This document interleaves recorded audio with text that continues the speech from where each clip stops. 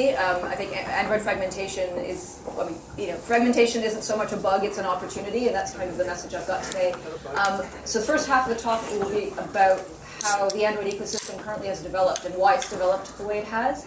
And then the second half, talking about how to actually design for Android to address diversity in particular. So how to deal with, well, fragmentation / diversity.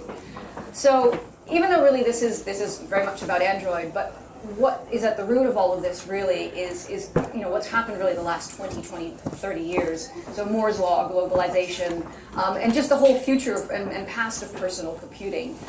And so rather than kind of start where you might expect, we'll start talking about where stuff is happening and where it's being built, I'm actually going to start us off a little bit of a story from Scotland.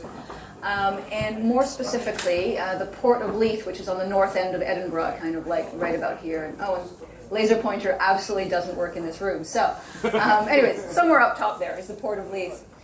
So we live in Leith, and so it's a working harbor, and we end up seeing lots and lots of ships. We get ships that come in from all over the place.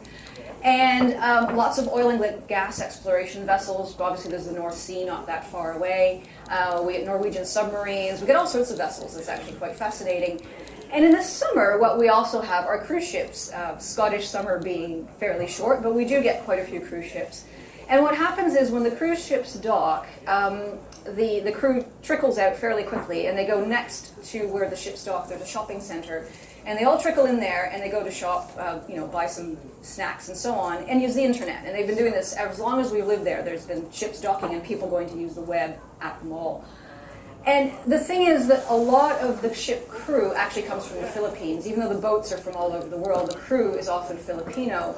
And Filipino seafarers have been working around the world for years. There's about 1.5 million Filipino mariners around the world.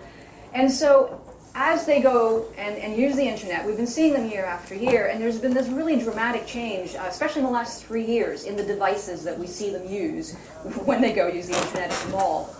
So back in 2010, we had these huge, almost industrial laptops that they would carry around, they would need a big bag for. By the next year, everything had shrunk already, and we were looking at netbooks, and they could almost carry them under an arm or in a pocket. And then, 2012, 2013, it's all switched to tablets, and sometimes even less. Sometimes it's even phablets, a lot of phablets. So in some ways, we don't even see the devices anymore. That they're in somebody's pocket for sure.